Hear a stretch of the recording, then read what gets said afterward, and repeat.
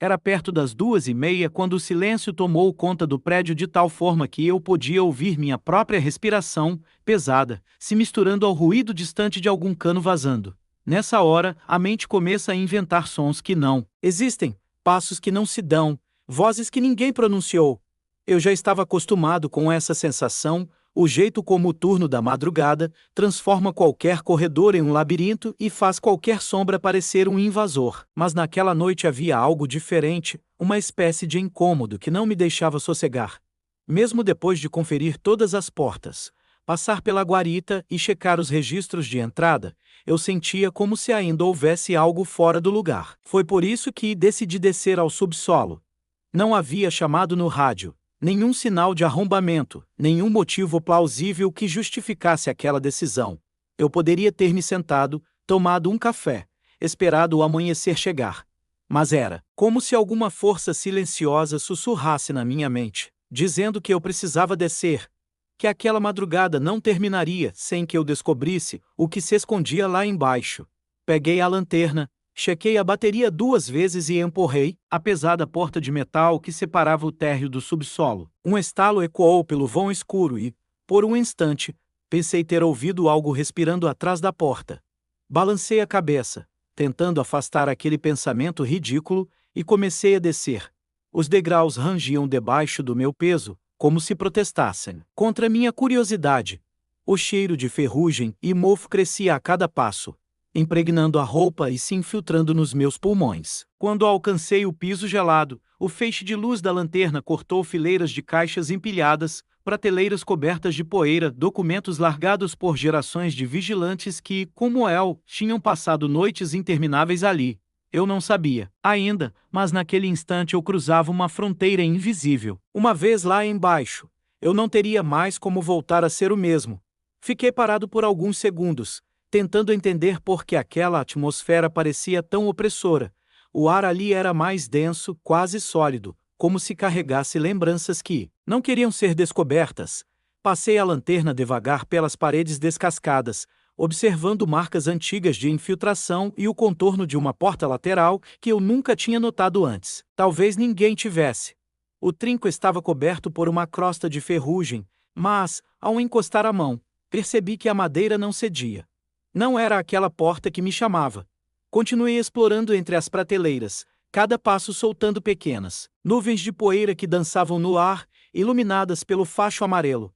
Foi então que, no canto mais afastado, vi algo que destoava completamente da bagunça. Uma caixa de madeira escura, diferente de todas as outras. Seu tamanho era desproporcional, larga e alta, com uma tampa grossa que parecia ter sido lacrada muitas vezes. Aproximei devagar, com uma sensação incômoda no peito, como se um peso invisível empurrasse meus ombros para trás, implorando que eu não chegasse mais perto. Mas havia algo naquela caixa que não me permitia desistir. A etiqueta presa na lateral estava quase ilegível, manchada por anos de umidade, mas uma palavra ainda podia ser lida com clareza: não abrir. Essas 2 palavras foram como um soco no estômago. Minhas mãos suaram instantaneamente, e por um breve momento pensei em dar meia volta e subir de novo para a guarita. Mas quanto mais eu olhava aquele aviso, mais sentia que não tinha escolha. Como se, no instante em que meus olhos encontraram aquelas letras, eu já tivesse cruzado uma linha que não tinha volta. Me ajoelhei, passei a mão pela tampa fria e senti as marcas profundas de cortes feitos à faca, sinais de que alguém já havia tentado violá-la antes. O silêncio ao meu redor parecia absoluto, tão pesado que o som da minha respiração era quase um grito. Fechei os olhos e, com esforço, comecei a puxar o lacre grosso que selava a caixa. Quando ele finalmente cedeu, ouvi um estalo tão alto que tive certeza de que ecoou por todo o subsolo. Naquele instante, tive a nítida impressão de que alguma coisa acordava ali dentro, algo que não queria mais ser mantido preso. O estalo do lacre partindo pareceu se espalhar por todo o prédio, vibrando dentro do meu peito como se fosse um aviso. Por um momento, esperei que o rádio emitisse algum chamado, que alguém dissesse algo que me arrancasse daquela concentração mórbida. Mas o silêncio continuou absoluto. Respirei fundo, ergui a tampa pesada e senti um sopro frio escapar de dentro da caixa, como se eu tivesse aberto a porta de um cômodo trancado por décadas. A lanterna iluminou o interior lentamente, revelando pilhas de envelopes pardos empilhados, com uma precisão que destoava da desordem do restante do subsolo. Cada envelope tinha etiquetas amareladas, nomes, datas, algumas linhas de anotações à mão.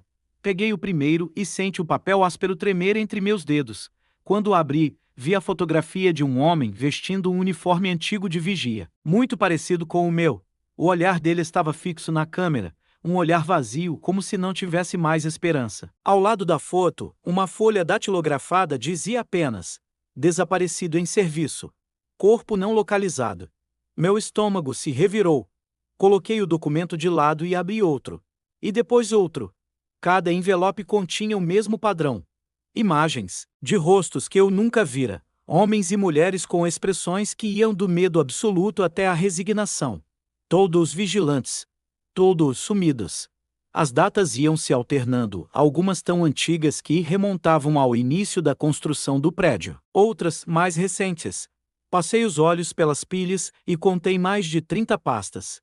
A mão que segurava a lanterna tremia. Tentei racionalizar, me dizer que aqueles arquivos eram só registros de demissões ou mudanças de turno. Mas eu sabia que não eram. Naquelas fotos havia uma tristeza tão profunda que parecia transbordar do papel. Quando fechei o último envelope, senti uma pontada aguda na nuca, como se alguém estivesse ali, me observando em silêncio. Eu queria fechar a caixa e fingir que nada daquilo existia. Mas havia algo ainda mais pesado me puxando para o fundo. Enquanto reorganizava as pastas, percebi um envelope menor, quase escondido sob um monte de papéis. Ele não tinha etiqueta, apenas uma data rabiscada com pressa. Dezembro. Minhas mãos suaram na hora. Dezembro era o mês em que eu começara a trabalhar naquele prédio. Talvez fosse só coincidência, eu disse a mim mesmo. Talvez fosse algum documento de treinamento. Mas quando puxei o envelope, senti que ele era diferente. Dentro havia apenas uma folha dobrada ao meio e uma fotografia virada de cabeça para baixo. Primeiro, li o relatório, tentando manter a calma. O texto começava com o nome de um vigia. Henrique F. Costa.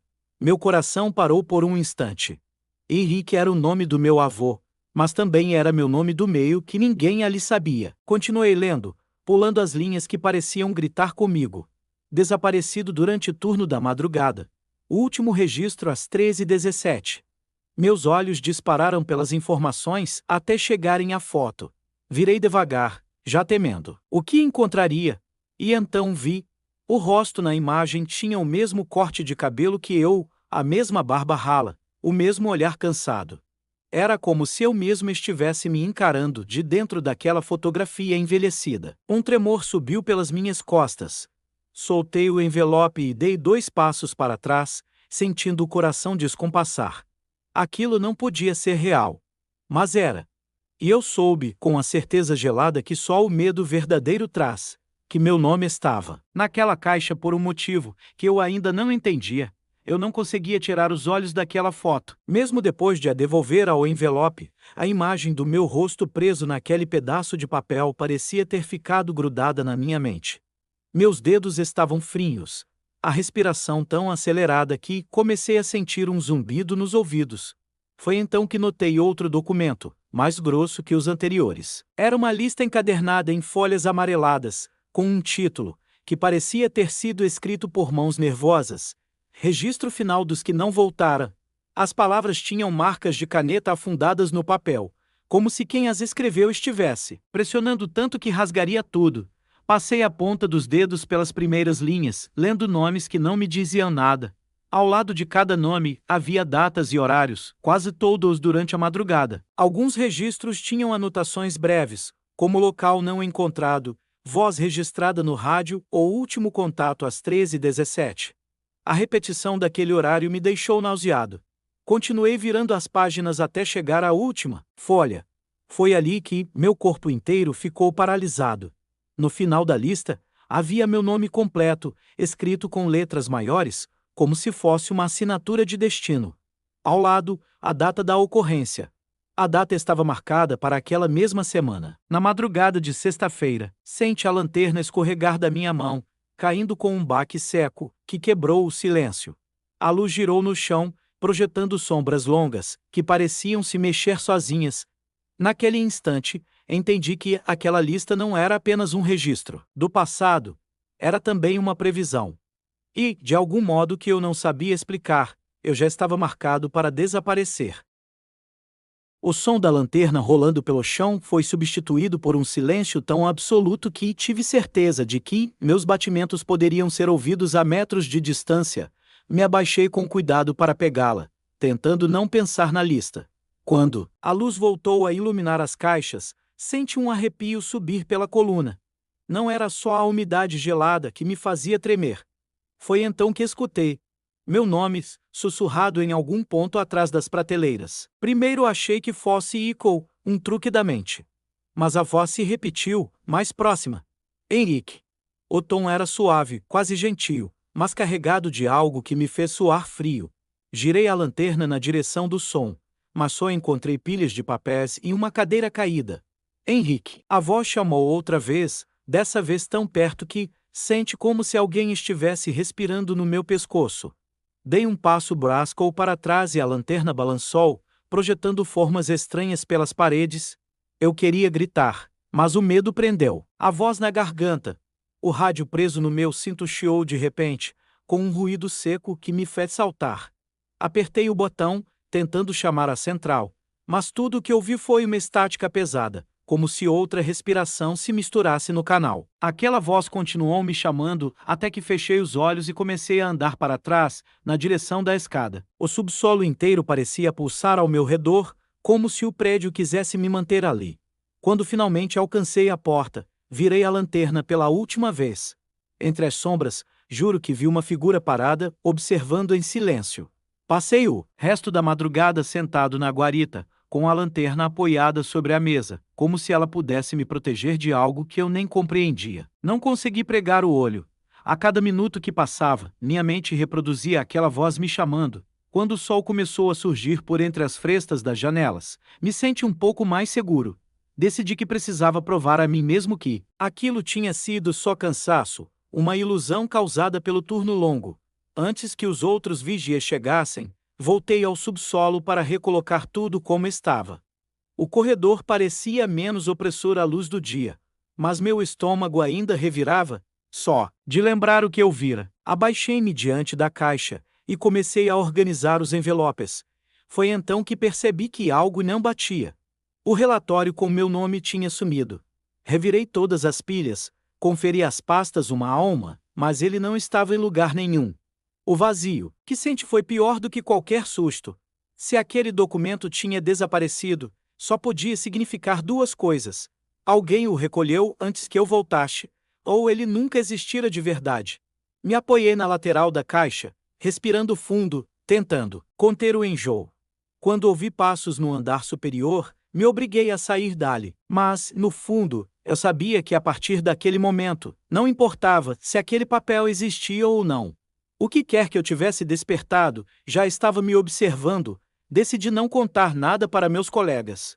Tive medo de que rissem de mim, ou, pior, que acreditassem e fizessem perguntas que eu mesmo não sabia responder. Durante o dia, tentei me distrair revisando protocolos, conferindo câmeras, mas nada conseguia apagar a imagem daquele nome na lista. Quando voltei ao turno da madrugada, carregava um peso no peito que parecia dobrar a cada hora. Resolvi fazer rondas constantes para não pensar. Eram quase 3 da manhã quando parei diante do relógio digital instalado sobre o quadro de luz. Sempre que passava por ali, checava as horas. Mas naquele instante, o visor piscou e congelou. Marcava exatamente 13h17. Um tremor me percorreu a espinha. Apertei o botão de reiniciar, mas nada aconteceu. O visor permanecia aceso, fixo naquele horário como um epitáfio. Senti uma pressão estranha na nuca, como se alguém se aproximasse por trás. Virei devagar, segurando a lanterna como uma arma, mas não havia nada além do corredor silencioso. Ainda assim, a sensação de presença era tão forte que me vi recuando até encostar na parede fria. Por mais que eu tentasse negar, comecei a acreditar que o relógio marcava não apenas um horário, mas o momento exato em que tudo terminaria. No turno seguinte, Decidido a entender de onde vinham aquelas vozes, revirei novamente a caixa. Foi quando encontrei, presa com uma fita adesiva no fundo, uma pequena fita cassete, com uma etiqueta quase apagada que dizia: Testemunho final. Minhas mãos suavam quando a peguei. Não havia nada ali para reproduzir. Então escondi o objeto no bolso do uniforme e esperei o fim do turno. Só quando cheguei em casa, trancado no meu quarto, tive coragem de colocá-la no aparelho antigo e guardava por lembrança. A gravação começou com ruídos baixos, chiados entrecortados. Por um instante, achei que não haveria nada. Mas então uma voz masculina, rouca e trêmula, surgiu no alto-falante. Ele dizia que o prédio guardava algo antigo, algo que precisava ser alimentado. Falava de um tipo de dívida, de um ciclo que ninguém conseguia romper. E, por fim, a voz sussurrou: se você encontrou isso, é porque chegou a sua vez. O silêncio que se seguiu pareceu tão pesado que quase me fez chorar. Eu precisava saber se estava enlouquecendo. Na noite seguinte, antes de começar a ronda, instalei uma pequena câmera escondida no canto do subsolo. Ajustei o foco para a caixa, ativei o gravador e subi para a guarita. Passei a madrugada inteira olhando para o monitor, esperando qualquer sinal. Durante horas, nada aconteceu. Mas às 13h17 em ponto, a imagem começou a falhar. Uma estática tomou conta da tela. E então eu me vi ali. O meu corpo parado diante da caixa, imóvel. Eu não lembrava de ter descido naquele horário. No vídeo, eu parecia falar com algo invisível, os lábios se mexendo devagar. Tentei ajustar o som, mas tudo que ouvi foi um chiado fundo, como se várias vozes sussurrassem ao mesmo tempo. Quando a gravação terminou, eu tremia tanto que quase derrubei o monitor. Eu não sabia mais o que era real. Só sabia que aquilo não ia parar. Passei o dia seguinte tentando lembrar o que fiz naquela hora. Meu cérebro parecia um poço, sem fundo, como se alguém tivesse arrancado um pedaço da minha memória e deixado só o buraco. Quando chegou a madrugada, respirei fundo e desci ao subsolo com passos lentos, sentindo a garganta seca. Naquele turno, eu precisava ter certeza de que estava consciente, de que não repetiria aquele transe. Cada corredor parecia mais comprido do que eu lembrava. Quando alcancei o armazém ao lado da caixa, percebi que o ar estava mais frio que o resto do prédio. Senti meus pelos arrepiarem, antes mesmo de entender por quê. Então ergui a lanterna. Na parede oposta, havia uma sombra. Era alta, magra, com contornos que lembravam o meu corpo. Mas algo estava errado. A sombra estava virada de costas, mesmo que eu estivesse de frente para a luz. Quando dei um passo, ela não se moveu. Apertei a lanterna com força, os dedos formigando. Então a sombra começou a virar devagar, como se soubesse que eu estava assistindo. Quando ficou de frente, vi que não tinha rosto, apenas duas cavidades negras onde deviam estar os olhos. Senti o coração bater tão forte que a dor atravessou meu peito. Dei 2 passos para trás, e a sombra avançou um palmo, encurtando a distância. Foi nesse instante que eu soube que aquilo não era só uma visão. Era algo que me caçava. Consegui recuar até bater as costas na prateleira. Fechei os olhos, respirei fundo e, quando tornei a olhar, a sombra tinha sumido. Corri até a caixa, vasculhando entre os envelopes numa tentativa desesperada de encontrar respostas. Foi então que percebi um pacote menor, enfiado entre relatórios antigos. Diferente dos outros, esse envelope estava rasgado, como se alguém o tivesse aberto às pressas. Dentro, havia páginas amareladas e um bilhete escrito com caligrafia trêmula. Se você está lendo isso, é tarde demais. Não conte a ninguém. O prédio escolhe quem fica. Cada palavra parecia queimar minha pele. Eu não sabia se devia acreditar, mas tudo que estava vivendo apontava para a mesma direção. Fechei o envelope, tremendo dos pés à cabeça, enquanto o eco da minha respiração me lembrava que eu estava sozinho e que o prédio sabia disso. Os dias que se seguiram foram uma tortura. Não importava onde eu estivesse, a voz me acompanhava. Quando fechava os olhos, sentia um sussurro no meu ouvido. Quando acordava de madrugada, tinha certeza de que havia alguém ao lado da cama. Uma noite, enquanto passava pela portaria, ouvi meu nome vindo do rádio. Apertei o botão de resposta, mas ninguém respondeu. O silêncio foi substituído por uma estática baixa, que aos poucos se transformou na mesma frase repetida em intervalos curtos. Você sabe que vai voltar. Cheguei a arrancar a bateria do rádio, mas a voz continuou no escuro, dentro da minha mente. Eu comecei a me perguntar se o que eu via e ouvia era real, ou se minha sanidade estava rachando, como o reboco daquele porão. Mas toda vez que pensava em abandonar o emprego, sentia um peso insuportável no peito. Como se desistir fosse pior do que enfrentar tudo aquilo. No turno seguinte, procurei o zelador mais antigo. Ele estava sentado num banco perto da entrada de serviço, fumando em silêncio. Quando comecei a falar, ele não me olhou nos olhos. Apenas balançou a cabeça devagar, como se já soubesse o que eu ia dizer. Você encontrou a caixa? Perguntou, num tom tão cansado que parecia pertencer a alguém que já tinha perdido tudo. Eu confirmei com a cabeça, sem conseguir pronunciar palavra. Então não adianta correr. O prédio sempre escolhe um. Sempre. Ele largou o cigarro no chão, esmagando-o com a bota. Teve gente que tentou destruir aqueles arquivos. Outros tentaram ir embora. Mas ninguém consegue. Se você viu seu nome, já foi marcado. Meu corpo ficou gelado. Perguntei se havia alguma forma de quebrar aquilo, de me livrar. Ele apenas virou as costas e murmurou: o prédio não esquece e não perdoa. Nos dias seguintes, busquei toda a informação possível. Vasculhei jornais velhos, registros da construtora, relatos de antigos funcionários. Aos poucos, montei o quebra-cabeça. Descobri que aquele prédio fora erguido, sobre as ruínas de uma casa centenária, onde se dizia que aconteciam rituais para apaziguar a fúria dos que morreram sem justiça. Desde então, desaparecimentos ocorriam a cada poucos anos. A caixa não era só um arquivo. Era uma espécie de relicário, um portal que mantinha viva a dívida entre os vivos e os mortos. Todo vigia que encontrava aqueles registros acabava se tornando parte do ciclo. Era como se a curiosidade fosse a armadilha final. Fechei o jornal amarelado e senti o estômago revirar. Eu tinha aberto a caixa. Eu tinha despertado a dívida. Era uma noite sem vento quando decidi voltar ao subsolo pela última vez. Carregava comigo a lanterna, o rádio e uma única esperança: que ao confrontar o que estava lá, pudesse pôr fim àquilo. Quando abri a porta, senti que o ar era ainda mais denso do que antes.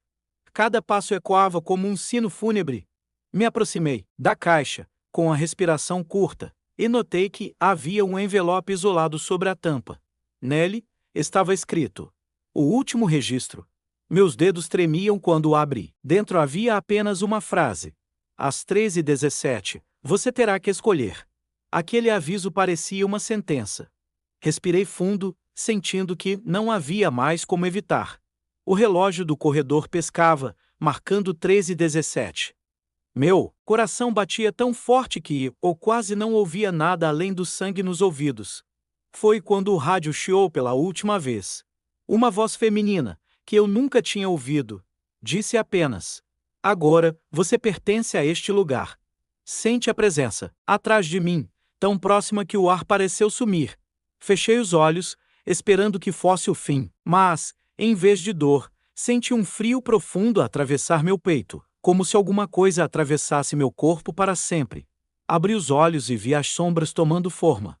Rostos surgiam ao redor da caixa, olhando para mim em silêncio. Eram os mesmos das fotografias. Todos aguardavam. A voz voltou, desta vez dentro da minha cabeça: aceite. Eu soube que se dissesse sim, me tornaria parte daquilo. Mas também entendi que poderia fazer algo que nenhum deles fizera. Segurei a tampa da caixa, sentindo o peso de todas as histórias não contadas. E, por um segundo, pensei ter ouvido meu coração parar. Quando a escuridão se dissipou, vi todos eles ainda ali. Alguns choravam, outros apenas me observavam com olhos vazios. Eu compreendi que não eram apenas vítimas, eram prisioneiros, presos no ciclo de silêncio e medo. O prédio precisava de testemunhas, de quem levasse seu segredo adiante. Mas se ninguém mais encontrasse a caixa, talvez tudo acabasse ali.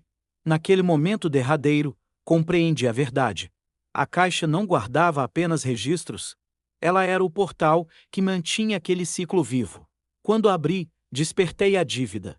Se eu quisesse impedir que outro vigia fosse escolhido no futuro, precisava selá-la de novo. Usei o lacre antigo, fechei a caixa e, num esforço final, deixei meu testemunho gravado no rádio. Se você ouvir minha voz, não desça ao subsolo. Foi a última coisa que consegui fazer antes de tudo ficar preto. E assim terminou o meu turno, não com o meu desaparecimento, mas com a certeza de que a caixa ficaria trancada, até que outra curiosidade a libertasse.